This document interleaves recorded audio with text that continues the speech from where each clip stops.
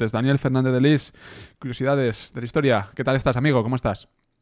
Muy bien, muy bien. Muchas felicidades. Muchas gracias. Primero. Muchas gracias y gracias por apoyarnos, porque Daniel es, yo creo, de los socios históricos que sigue apoyando este espacio y desde los inicios, vamos, se agradece muchísimo, de verdad, Daniel, gracias por el apoyo. Bueno, pues yo creo que mientras se pueda es importante que espacios como el vuestro que fomentan la cultura, la literatura, bueno, en fin, todos los temas que vosotros tocáis y demás, pues yo creo que mientras podamos, pues es un placer y es un honor formar parte de vuestro grupo de socios. Tenemos aquí muchas gracias, y tenemos aquí a una persona que conoce muy bien, yo creo que sueña con los Plantagenet. O sea, yo creo que, Daniel, tú por la noche sueñas con ellos. Esto es así. Y vamos a hablar de algunas curiosidades históricas dentro del universo Plantagenet, y también vamos a hablar de un libro que es súper chulo que ha sacado. Bueno, es un libro que ya estaba, pero mejorado, por así decirlo, ¿no? Es una nueva edición, vamos, que así lo digamos. Exacto. Exacto, exacto. Es decir, este fue mi primer libro que se publicó en el año 2018. Fue un crowdfunding con libros.com, a quien estoy muy agradecido porque bueno, fue quien me dio la oportunidad de publicar ese primer libro. Lo que ocurre es que bueno, en el mes de marzo se cumplían los 3 años del contrato que yo tenía con libros.com, y a mí, bueno, pues había varias cosas que me apetecía retomar. En primer lugar, recuperar los derechos, y luego, bueno, pues había varias cosas que si quieres luego entramos más despacio, que a mí me apetecía pues darles una vuelta. El libro, aunque se publicó en 2018, yo lo escribí pues en 2016, y bueno, en estos 5 años pues había habido nuevas publicaciones sobre temas relacionados con los Plantagenet que a mí me gustaba, quería dar una vuelta y quería añadir nuevas fuentes y nuevos aspectos. Y luego había algunas cosas que a mí, bueno, pues aunque como digo yo estoy muy agradecido a libros.com por la oportunidad que me dio, pero había algunas cosas que yo creo que se podían mejorar. Había cosas que solo se podían mejorar mediante lo que yo he hecho, que es una autopublicación, porque había algunas cosas que yo creo que con una editorial pues es muy complicado que se pudieran hacer. Entonces, al final yo he hecho un poco el libro que yo quería hacer. Vamos, que la has autopublicado ahora mismo, esta es una edición. Claro, ahí le dedicas un mimo y un esfuerzo tremendo, también me imagino, para hacer esta autopublicación, y como tú consideras que es la mejor manera de hacerlo. Si te parece, vamos, hay varios temas que tocar. Lo primero de todo, este libro, Los Plantagenet, vamos al contexto. Fíjate, te diría, para los oyentes que no estén muy metidos en el tema, ¿quiénes son los Plantagenet? Rápidamente, a grosso modo, ¿eh? ¿Quiénes son? ¿Dónde estuvieron y qué hicieron? Esto es mucho, pero Pues en líneas generales, en plan temario de sí. historia de... Sí, Vamos pues, allá. pues mira, cuando estaba con libros.com planteando la campaña de crowdfunding, llegamos a la conclusión de que el eslogan, digamos, podría ser, aunque no lo sepas, los conoces. Porque, claro, tú por los Plantagenet a lo mejor pues no te suena, pero claro, cuando yo empezaba a hablar con la gente de libros.com y le decía, bueno, pero ¿os suena a Ricardo Corazón de León? Decía, sí. ¿Os suena a Juan Sin Tierra? Pues sí. ¿Os suena a Juana de Arco? Sí. ¿Os suena a Enrique Tudor? Sí. ¿Os suena a William Wallace? Sí, digo, bueno, pues todo esto está relacionado con los Plantagenet. Es decir, los Plantagenet es una dinastía, para mí la más importante dinastía inglesa, aunque la fama se la llevan los Tudor, pero para mí los Plantagenet es una dinastía fundamental en la historia de Inglaterra. Es una dinastía de origen francés. De hecho, el nombre original es Plantagenet. Y viene, bueno, el primer rey de la dinastía que gobierna en Inglaterra a partir del año 1154 es Enrique d'Anjou, y su mujer es Leonor de Aquitania, es decir, que tanto uno como otro proceden de Francia. Y por eso, precisamente, para explicar cómo una gente que venía de Francia se convierte durante más de 300 años en los reyes de Inglaterra, pues yo empiezo el libro en un capítulo de antecedentes que empieza con la invasión normanda del año 1066, porque solamente así se entiende cómo una dinastía de origen francés pues se convirtieron en reyes de Inglaterra. Enrique II es, como digo, el primer rey de la dinastía Plantagenet. Sube al trono en el año 1154 junto con su mujer, que es la formidable Leonor de Aquitania, que es uno de los personajes que en la nueva edición, pues aprovechando algunas nuevas publicaciones que había sobre ella, pues yo he retocado y he retomado. Y bueno, pues Enrique II, como digo, es el primer rey de la dinastía Plantagenet. A él le sucede quizá uno de los más famosos reyes de la dinastía, aunque su fama como guerrero es indudable, que es Ricardo Corazón de León. Como rey de Inglaterra, pues digamos que su contribución a la historia de Inglaterra pues es bastante menor. Reinó 10 años, de los cuales solo pasó 6 meses en Inglaterra, y luego además él murió sin descendencia. Hablo en el libro y lo hemos comentado también en alguna de las intervenciones que he tenido en vuestro Sí, podcast con su matrimonio con Berenguela de Navarra, que no tuvo hijos.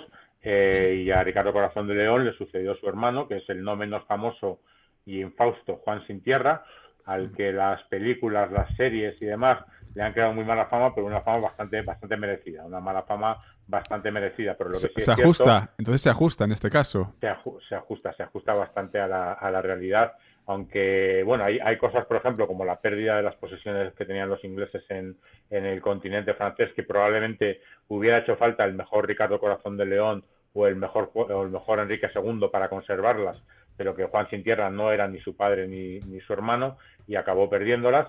Pero lo que sí es cierto es que todos los reyes de Inglaterra de los 200 y pico años posteriores a la muerte de Juan Sin Tierra, que fue en el año 1216, pues todos los reyes de Inglaterra son descendientes de Juan Sin Tierra. Entonces, bueno, pues después a Juan Sin Tierra le sucede su hijo, Enrique III, que es un rey que tuvo un reinado muy largo y un reinado plagado de acontecimientos. Lo que pasa es que es un rey que está entre su padre, Juan Sin Tierra, que es muy famoso, y su hijo, Eduardo I, que no es menos famoso, que es el que todo el mundo conoce como el malo de Braveheart. Entonces, pues ahí, bueno, pues a raíz bueno, pues después, como digo, de Juan Sin Tierra están su hijo Enrique III, su nieto Eduardo I Longshanks, que es el malo de Braveheart, que es el que acomete la conquista de Gales y acomete la conquista de Escocia para incorporarlos a la corona de Inglaterra. La de Gales fue definitiva, la de Escocia no. Él sí que fue proclamado rey de Escocia y reconocido como rey de Escocia por todos los grandes magnates escoceses, incluido Robert Bruce. El único que no lo reconoció fue William Wallace y acabó ejecutado de manera brutal por orden de Eduardo I. Pero bueno, Eduardo I pues, es un rey muy importante en la historia de Inglaterra. Y ahí ya podríamos seguir con Seguir. su hijo Eduardo II, con su nieto Eduardo III, que es el que inicia la Guerra de los 100 años, en fin. Justo, ahora, justo. Pero bueno, nos hacemos una idea, los oyentes seguro que también, de dónde estamos, en qué contexto nos estamos manejando. Y en tu caso, Daniel, le has dedicado un tiempo a esto, un tiempo, bueno, un tiempo, bastante tiempo, a todo esto. Y a mí me parece muy interesante hablar sobre ello. Vamos a ir a esa nueva edición que has autopublicado con mucho mimo, mucho esmero. Y en primer lugar, que me querías comentar las novedades de contenido. Ya has apuntado ahí a alguna cosita, pero cuéntanos más sobre esas novedades de contenido en esta obra. Sí, sí, la verdad es que así a ojo en el manuscrito pues han casi 50.000 palabras más respecto de la edición original.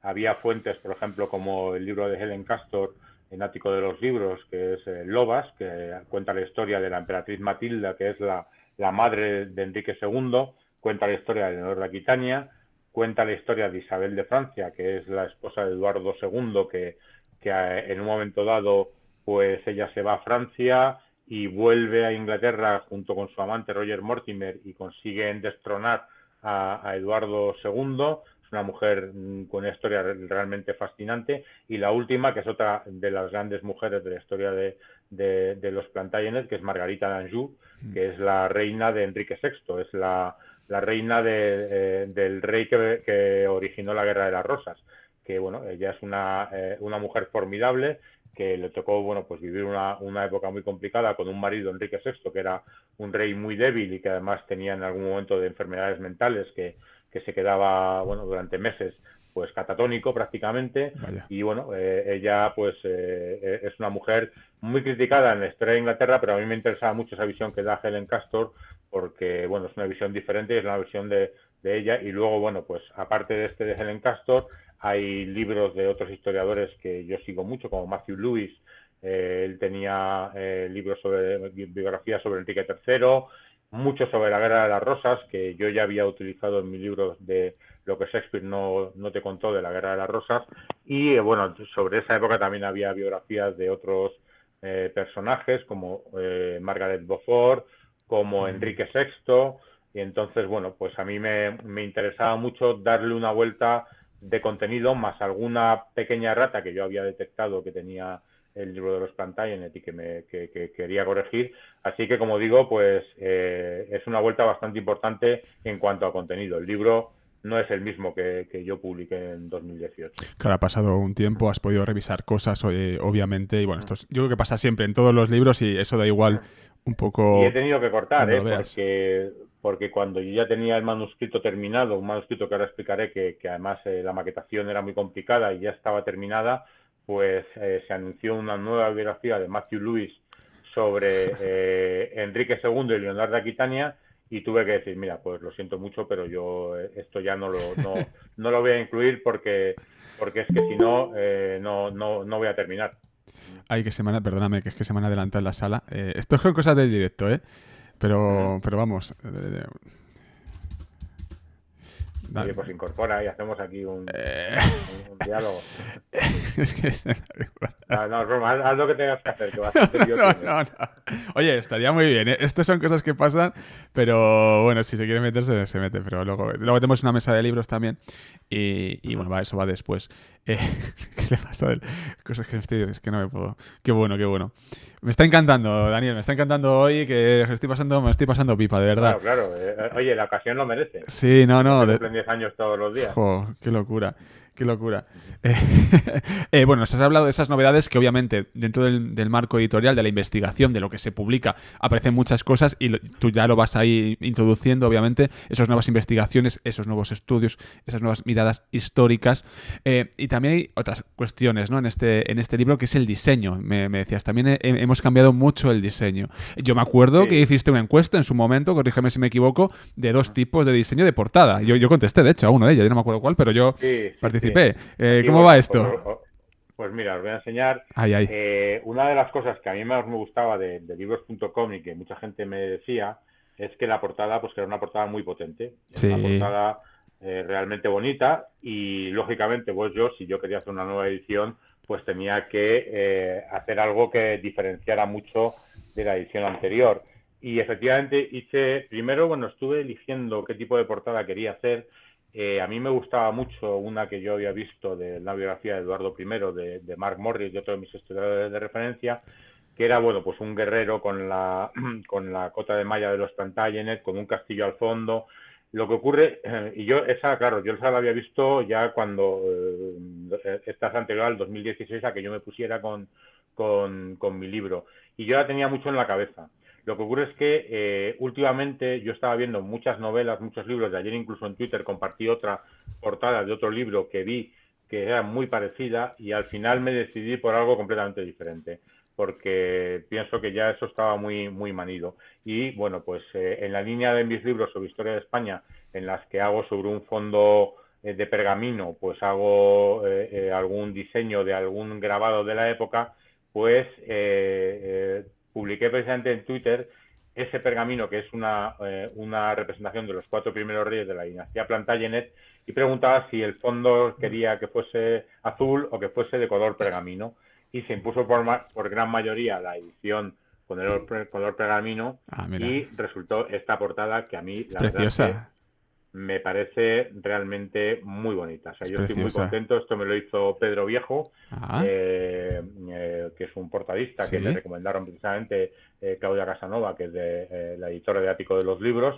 Yo le pregunté, ya me puso en contacto con Pedro. Estuvimos barajando estas 2 opciones que vimos. Primero lo de la portada del guerrero y demás, que él incluso me hizo un diseño y que, pues yo al final vi que era mejor casi descartarlo. Y luego, pues tuvimos estas 2 opciones. Había otra que era con un fondo rojo, que el escudo de los Plantagenet, ahora os enseñaré en el interior, el escudo de los Plantagenet, que son 3 leones sobre fondo rojo, y entonces la portada era roja, era muy impactante, pero a mí la verdad es que el rojo es un color que no me gusta mucho. Entonces, pues fue casi una decisión estética personal el ir por aquí, pero yo estoy muy contento con cómo ha quedado la portada. Qué bueno, nos dicen aquí que está gustando mucho el tema de los Plantagenet, que es interesante el tema, nos dicen, muy interesante, muy chula la portada, también nos dicen los oyentes que están en el chat aquí en Twitch, también gritan Lannister. Lannister, gritan, Lannister, de Juego de Tronos, que también ahí hay... Sí, bueno, Lannister. de hecho, cuando cuando estuvimos hablando de la Guerra de las Rosas en el podcast, pues estuvimos hablando de esta comparación de los Lannister y los Stark con los Lancaster y los York, y ya comenté que yo había querido apartarme completamente en mi libro de la Guerra de las Rosas de cualquier comparación con Juego de Tronos, que me parece que sin entrar en cuestiones, pero que están muy manidas las comparaciones históricas de Juego de Tronos, y yo en aquel momento, que estaba en plena efervescencia la serie, y yo quería diferenciarme completamente de esa cuestión. Sí. Es que hemos hablado bastante sobre esto, es verdad. Los oyentes pueden escuchar los podcasts que están en la página web del Café de la Lluvia, y también meterse en tu página, en Curiosidades de la Historia, que tienes también ahí un montón de cosas, y has compartido contenidos también del café. En cuanto a maquetación, hemos visto la portada, vamos a ver el interior si te parece, y también esas ilustraciones, ¿no? que nos hablabas, que has introducido, ¿verdad? Sí, bueno, a mí claro, yo he viajado mucho por Inglaterra y por Gales en estos años para bueno, recorrer los lugares relacionados con la historia de los Plantagenets, y yo tenía pues mucho contenido fotográfico propio. Que en el libro de libros.com, que yo entiendo que para una editorial pues es complicado el tema del material gráfico, y que bueno, pues que tiene que ir todo o al principio o en el medio o al final. Pero bueno, como al final en este caso es una autopublicación y yo he hecho el libro que yo quería hacer, pues yo he hecho mis ilustraciones en color.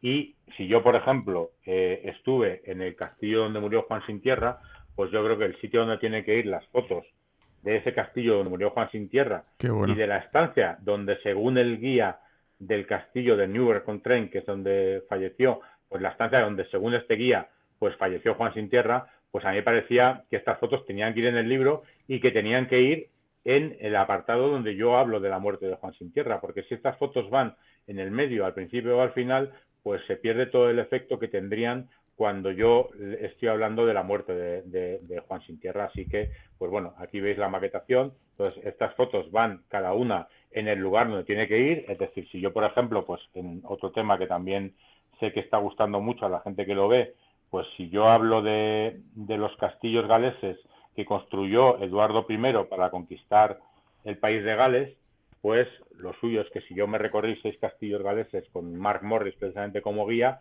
pues que cuando estoy hablando de cómo Eduardo I puso fin a los problemas que los reyes de Inglaterra tenían para conquistar Gales, porque los galeses no entraban en batalla hacia una guerra de guerrillas atacando la línea de suministros, y que él construyó una formidable línea de castillos, pues bueno, cuando estoy hablando de eso es donde están las fotos de algunos de los castillos galeses que construyó Eduardo I. Y por eso van las fotos, pues van en color, van con una calidad fotográfica del papel para que se vean bien, y van en el lugar donde yo hablo de la conquista de Gales por parte de Eduardo I. Y luego, además, bueno, esto es una cuestión que se puede ver en todas las páginas. Yo había visto en algunos libros este tipo de maquetación con el número de página no en el inferior, sino en la parte lateral. Sí. Y además se me ocurrió la idea de que fuera enmarcado arriba y abajo con el escudo de los Plantagenets, que yo creo que ha quedado, pues eso. Ya sé que no soy objetivo, pero a mí me parece que ha quedado, muy bonito. Se nota muchísimo. Obviamente ahí se nota la implicación, porque es tu libro, y claro, mejor que tú nadie va a saber exactamente cómo quieres tu libro, porque al final tú lo tienes en tu cabeza, y es muy difícil en muchas ocasiones también dentro del mundo editorial plasmarlo por varios motivos, por diversos motivos. Sobre todo por coste. O sea, yo lo entiendo perfectamente. Efectivamente. Esto es una editorial, y mira, hace poco que estuve en Úbeda, en el certamen de novela histórica, y coincidí con novelistas históricos, con blogueros, con periodistas y con editores. Y los editores me decían todos, bueno, claro, es que esto, pues a una editorial, pues es prácticamente imposible de vender, salvo que sea un libro gráfico en sí. Y claro, cuando es un libro que es solo una cuestión gráfica, pues entonces sí que... Pero cuando es un libro de ensayo histórico, pues yo entiendo que es complicado de vender. Pero al final, como digo, pues yo me he dado el gusto de hacer el libro que yo quería hacer. ¿Y con qué estás ahora? Porque claro, Daniel es una persona que no para de escribir, no para de investigar, de leer. ¿Con qué estás liado? ¿Lo puedes contar? Porque yo no sé si la última vez no me lo quisiste contar.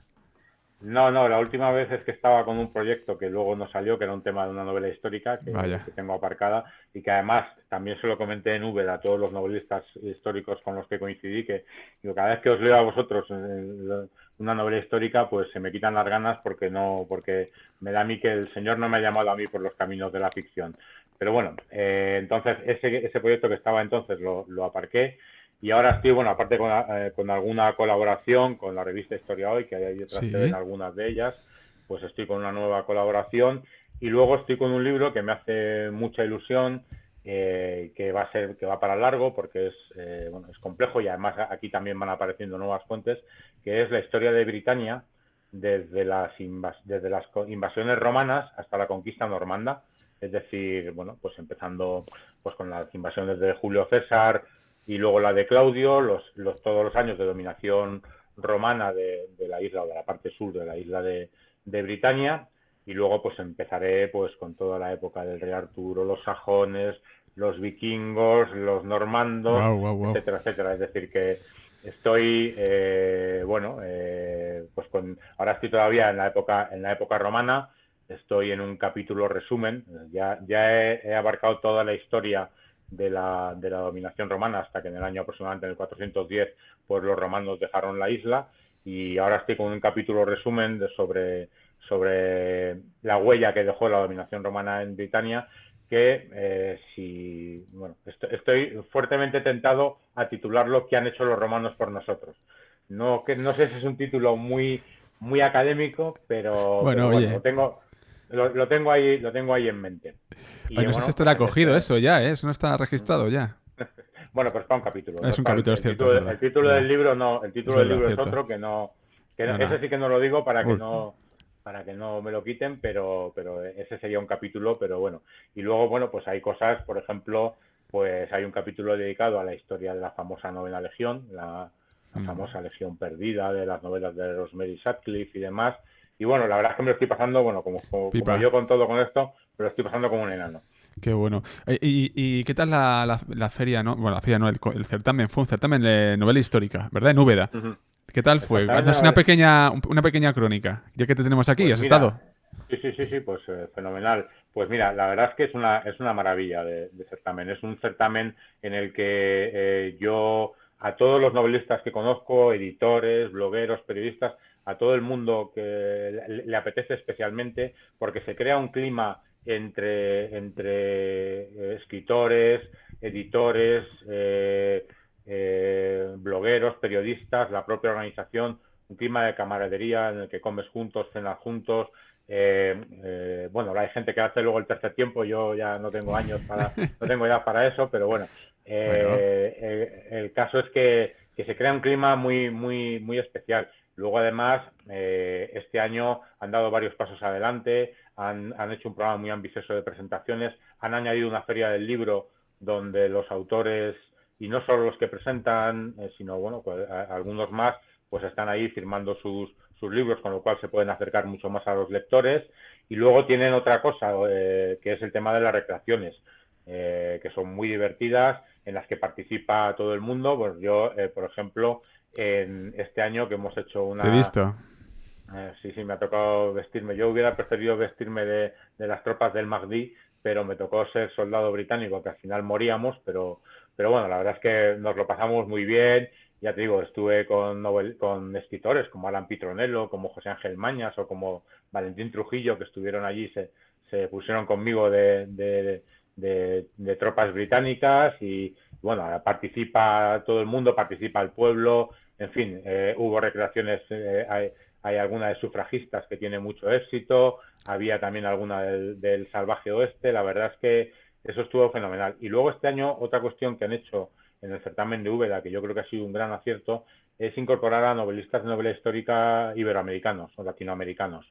En este caso, pues fueron Chile y Uruguay, y yo creo que, aparte que eran encantadores los representantes, los novelistas que vinieron, pues yo creo que añaden una visión que aquí en España nos viene bien. Es decir, yo en general creo que en España pues sabemos muy poco de lo que ocurrió en América a raíz de la declaración de que se declararon independientes a principios del siglo XIX, es decir, cómo luego eso se fue transformando en diferentes países, las guerras internas que hubo entre esos países, en fin, yo creo que hay cierto desconocimiento y yo creo que nos viene muy bien y fue un soplo de aire fresco el escuchar a novelistas uruguayos y novelistas chilenos y bueno, yo creo que el certamen tiene la intención de seguir en esta línea y yo creo que fue uno de los grandes aciertos de este año junto con el tema de la Feria del Libro y demás.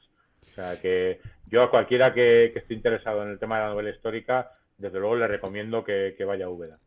Y la última, Daniel, ya que has estado allí y te has empapado de todo ello y eres un ávido lector, cuéntanos algún autor, autora que consideres esta persona va muy bien, va a ser un nombre que vamos a tener en todos los medios de comunicación, porque además lleva una línea muy interesante, a tu juicio, ¿de quién estaríamos hablando? No sé si tienes a alguien en mente. Bueno, tengo a varios y no me gustaría dejarme a ninguno, que ya todos son buenos amigos, pero bueno, a ver, yo creo que por ejemplo el premio Cerros de Úbeda, que es el premio a la mejor novela publicada en el año 2020, que este año ha recaído en José Zoilo Hernández por su novela El Reino de Dios. José Zoilo tiene ya publicada su siguiente novela, que es Lord de Mano, que es una historia de invasiones vikingas en el reino de Asturias en el siglo IX. Yo creo que es un autor a seguir. Luego a mí, que es el libro con el que estoy ahora, me impresionó absolutamente la presentación de José Soto Chica. José Soto Chica aparte de catedrático de historia, pues se ha lanzado también, y ya tenía alguna, pero ahora yo estoy con el Dios que habita la espada, que es una historia de la España visigoda, de la época de Leovigildo y sus hijos Hermenegildo y Recaredo, que es maravilloso cómo está escrito, o sea, me parece absolutamente impresionante. Y luego, como digo, yo creo que todos los novelistas que estuvieron pues tienen un gran nivel, pero a mí tengo especial curiosidad por leer las novelas de Rodrigo Costoya. Rodrigo Costoya ganó el premio del propio certamen del propio certamen de novela histórica a la mejor novela inédita, es decir, el mejor manuscrito presentado. Lo ganó el año 2020 por El custodio de los libros, y este año ha escrito una novela que es la que yo quiero leer, que es Porto Santo, que plantea una historia muy curiosa, que yo cuando lo leí el titular en la prensa, pues pensé que sería un brindis al sol, que era la posibilidad del origen gallego de Cristóbal Colón, pero la verdad es que la presentación de Rodrigo añadió algunos aspectos y alguna información que a mí me resultó cuanto menos curiosa e interesante, me añadió mucha intriga, así que tengo muchas ganas de ponerme con ello y me da la sensación de que Rodrigo también es un autor que dará que hablar en años venideros. Pues Daniel, muchísimas gracias por tomarte este café con nosotros este ratito por la tarde. Gracias de verdad. Oye, vamos hablando, a ver, vamos a hacer alguna cosita dentro de poco. Si te parece, oye. Claro. Encantado. Yo ya sabes que siempre es un placer pasarme por vuestros micrófonos. Ya hemos pasado pues por Radio Vallecas, hemos estado en Majadahonda, hemos estado... O sea, que yo ahora estoy en Las Rozas, te lo digo. Ahora estás en Las Rozas. Y si puedo me voy más mira, me voy a pegar más a ti. Si puedo me voy más para arriba, para la sierra. Bueno, si te puedes venir cerca de Manzanares el Real, pues por aquí te recibiremos encantado. Qué bueno. Por cierto, la última. Joder, siempre digo la última y luego hago 20, pero bueno, que esto sí me pasa mucho y me lo dicen. ¿Dónde se puede adquirir el libro? Claro, que te estoy preguntando, pero tu libro, ¿dónde se puede comprar? Pues, hombre, lo más sencillo, curiosidadesdelahistoriablog.com. Ahí en el blog está como tweet, como entrada fijada el acceso al libro. Vale. Y yo, bueno, pues en 24 horas os lo pongo en casa por Sedur. Si no, pues hay librerías como por ejemplo la Central de Callao, donde se puede encontrar, o si no en la plataforma Todos Tus Libros también, y en Libreamos, ahí también los tienen disponibles. Perfecto, Daniel. Cuídate mucho, amigo. Vamos hablando. Un abrazote. Bueno, un abrazo muy fuerte y felicidades. Muchas gracias. Venga. Ahí teníamos.